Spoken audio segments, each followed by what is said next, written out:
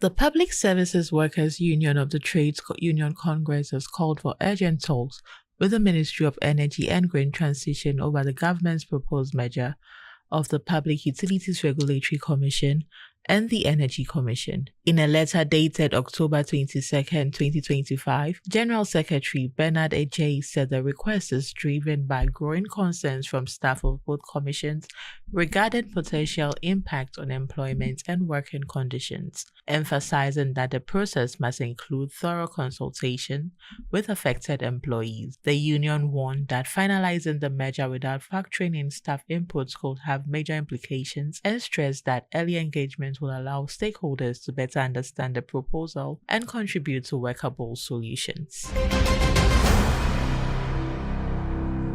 The Minister for Energy and Green Transition, Honorable John Jinapor, has reaffirmed the government's support for the Petroleum Hub Development Corporation during a working visit as part of his ongoing tour of agencies under the ministry. Addressing management and staff, he stressed the corporation's pivotal role in attracting investments into Ghana's petroleum value chain and developing a world-class petroleum and petrochemical hub in the western region, describing it as a national development priority critical to job creation, industrial growth, and Ghana's long-term energy security. Dr. Jinapor urged staff to adopt strategic, innovative, and transparent approaches while maintaining professionalism. He emphasized that the ministry will back the corporation in implementing its investment strategies and partnerships under Ghana's energy transition framework. PHDC management expressed gratitude for the visit and pledged to continue aligning operations with national energy and green transition goals, overseeing a multi-purpose industrial complex integrating refining, petrochemical storage, and trading facilities to enhance Ghana's competitiveness in the global energy market.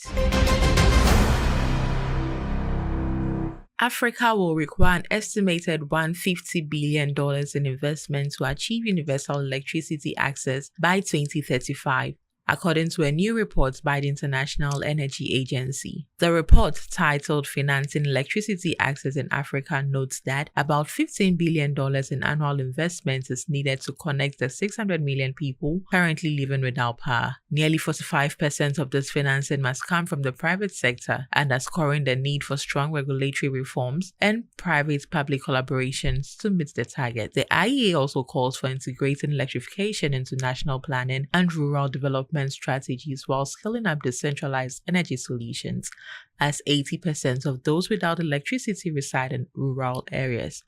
The report further urges a tenfold increase in equity financing and expanded grants and results-based funding to attract capital into energy projects. Global energy demand grew by 2% in 2024. With fossil fuels maintaining their dominance despite record gains in renewable energy, according to ENI's 24th World Energy Review. The report shows oil demand reached 102.8 million barrels per day, up by 800,000 barrels from 2023, largely driven by China, India, Latin America, and the Middle East. Brent crude averaged $80.80 per barrel, down slightly as expectations of higher OPEC Plus supply and global economic uncertainty weighed on prices. Natural gas markets also saw a shift, with prices dropping 14% year-on-year due to mild weather and high inventories before rebounding later on renewed Asian demand. Energy Brief is proudly brought to you by Airport Fee Hotel. Energy Ghana Team. Local in focus, global in perspective.